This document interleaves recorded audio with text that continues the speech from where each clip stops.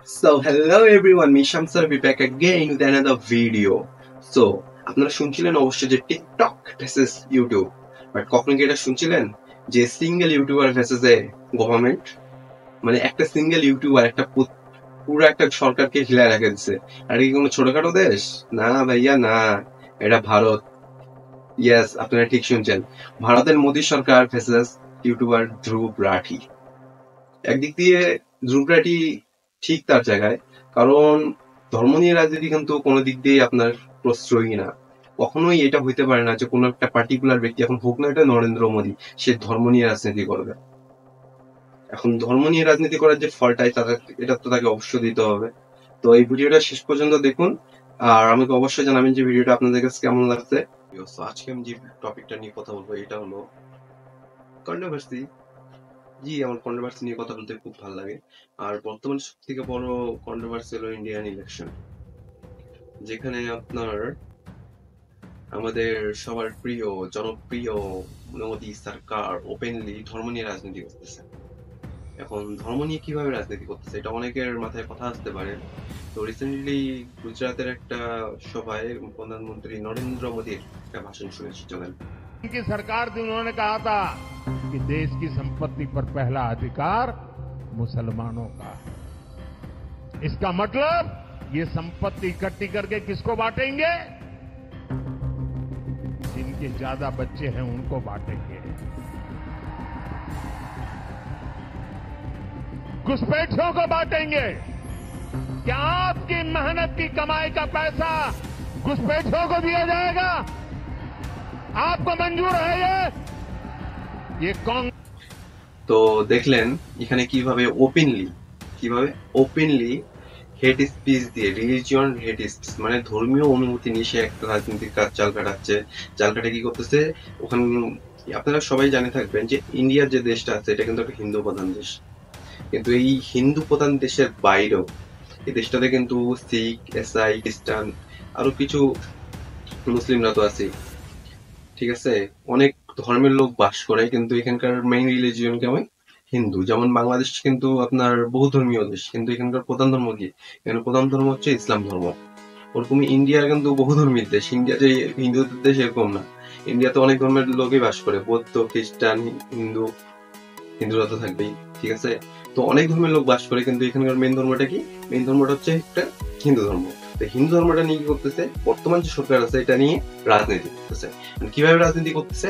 ওখানকার যে হিন্দু সম্প্রদায় আছে তাদেরকে আগে এটা বিশ্বাস করাই দিচ্ছে যে আমরা যে আছি মুসলমানরা, এজ এ মুসলিম আমরা যে মুসলমানরা আছি, আমরা কি করতেছি আস্তে আস্তে আমাদের দেশটাকে দখল করে নিচ্ছি। এখানে প্রধানমন্ত্রী নরেন্দ্র মোদী নিজে এই বক্তব্যটাতে যেটা শুনলেন আপনারা, এটা নিজে এটা বলতেছে আমরা মুসলমানরা নাকি তাদের দেশের 10-12টা করে বাচ্চা জন্ম দিচ্ছি, জন্ম দিয়ে কি করতেছি তাদের দেশের যে আবাদিটা আছে এটা বৃদ্ধি করতেছি, বৃদ্ধি করে তাদের দেশে আমাদের একটা বিস্তার ঘটাচ্ছি।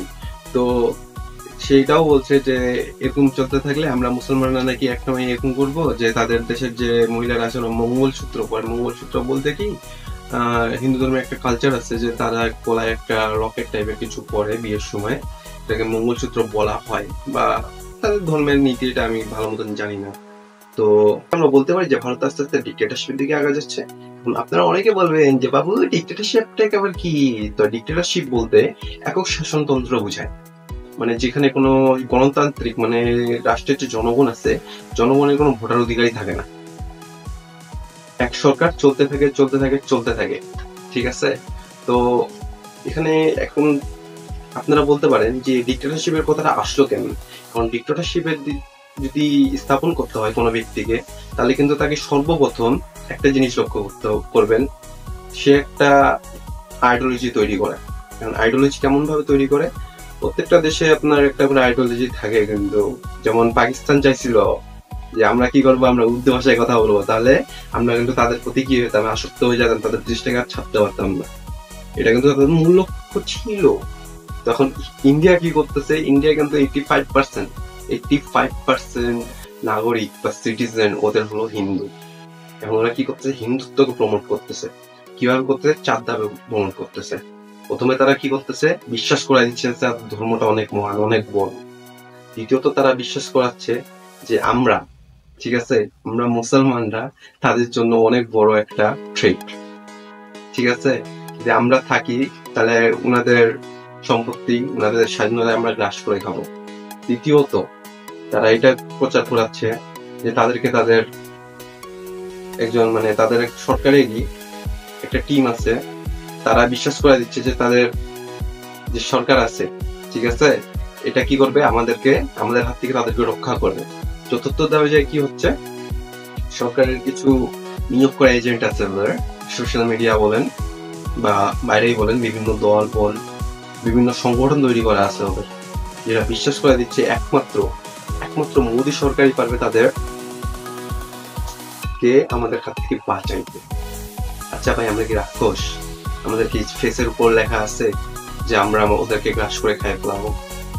আমরা মুসলমান ভাই, আমরা শান্তি নিয়ে আসি, ঠিক আছে, আমরা 5 ওয়াক্ত নামাজ পড়ি কিসের জন্য? শান্তির জন্য নামাজ পড়ি। আমরা কোনো দেশের মানে কারো ক্ষতি করার জন্য না। আর ইতিহাসে ওদের দেশে অনেক মুসলিম শাসনের আটক করছে, এমন না যে ওরা করে নাই। আগেকার যুগে কি ছিল? আগেকার যুগে ছিল যে রাজার আন্ডারে যত রাজ্য থাকবে সে রাজ্য তত শক্তিশালী। এমন হয় না যে হিন্দু রাজার অন্য রাজ্যের উপরে আক্রমণ করেনি, ওরাও করছে, মুসলমানরাও করছে, কিন্তু তখনকার মুসলমানরা একটু শক্তিশালী ছিল, যার কারণে ওদের উপরে ওরা কন্ট্রোল করে নিতে পারছে। তো তারা তো কোনো খারাপ কিছু করে যায়নি। ওদের দেশে যত বড় বড় ইমারত আছে সবগুলো মুসলমানদের দান, ওরা যেন নাম ভুলে এটা, ঠিক আছে। এই যে আজকে ওদের তাজমহল এত বড় একটা ট্যুরিজম প্লেস কে দিয়ে গেছে? মুসলমানরা দিয়ে গেছে। এগুলো যদি এখানেই থামে থাকতো তাহলে তো কোনো সমস্যা ছিল না, তাই না? কিন্তু আপনারা লক্ষ্য করবেন 2014 সালে মোদী সরকার যখন ক্ষমতায় আসে, ঠিক আছে, তখন থেকে কি হয়েছে, ধর্মের রাজনীতি শুরু হয়ে গেছে। এখন বলতে পারেন যে ধর্মের রাজনীতিটা আবার কি বাবু, একটু বলবা তুমি? ঠিক আছে, তো আমি বলি আপনাদেরকে, শুনে যে ধর্ম রাজনীতি কি, ধর্ম নিয়ে রাজনীতি করা, একটা দেশের পার্টিকুলার একটা ধর্মকে আপনার কেন্দ্র করে রাজনীতি করা। ওরা দেখতেছে কি ইন্ডিয়ান ম্যাক্সিমাম পাবলিক কি হিন্দু, তোরা ভাবছে যে আমরা প্রমাণ দেখাই দিই যে আমরা যদি ক্ষমতায় থাকি তাহলে হিন্দুদের উন্নয়ন হবে, আর আমরা যদি ক্ষমতায় না থাকি তাহলে কিন্তু এরা শেষ হয়ে যাবে। আর এটা পার্টিকুলারলি করতেছে এরা অবিরত, মানে কোনো ব্রেক ছাড়াই ধর্ম নিয়ে রাজনীতি করে যাচ্ছে। অন্য এক ধর্মের ব্যক্তিদেরকে অন্য ধর্মের ব্যক্তিদের উপরে কি করতেছে, আস্তে আস্তে আগ্রাসন বাড়ায় দিচ্ছে, আস্তে আস্তে একটা ঘৃণা তৈরি করতেছে। আপনারা রিসেন্টলি দেখবেন অনেক মোদি ভক্ত, ডাইরেক্ট আমি বলতেছি মোদি ভক্ত আপনার হলো টিম বানাইছে, টিম বানায় কি করতেছে, ডাইরেক্ট আপনার অনলাইন আসতেছে, ইউটিউবে আসতেছে, ফেসবুকে আসতেছে, আসে কি করতেছে, ধর্মীয় অনুমতি গুলাতে আঘাত আনতেছে। আর এদেরকে দলের ভিত্তি কি, ওদের তো নিজের যে দল আছে, দলের মন্ত্রীরা বলতেছে যে ওরা নাকি বাংলাদেশ দখল করবে, পাকিস্তান দখল করবে, ভুটান দখল করবে, দখল করে কি করবে, একক অখণ্ড ভারত তৈরি করবে, অখণ্ড ভারত। এই পাগলদেরকে আগে বুঝাও যে এরা আগে পাকিস্তানের কাছে কাশ্মীর নিয়ে নাও, তারপরে বাংলাদেশ আর পাকিস্তান দখল করো। আর এরা নিজের ধর্মের ব্যক্তিরাই ধর্মীয়, সরি আমার একটু এমনেশিয়া আছে, তো এদের নিজের ধর্মের ব্যক্তিরাই কি করতেছে, আস্তে আস্তে হিন্দুত্বকে নিয়ে রাজনীতি করতেছে, আপনার ধর্মীয় নামটাই বলেন,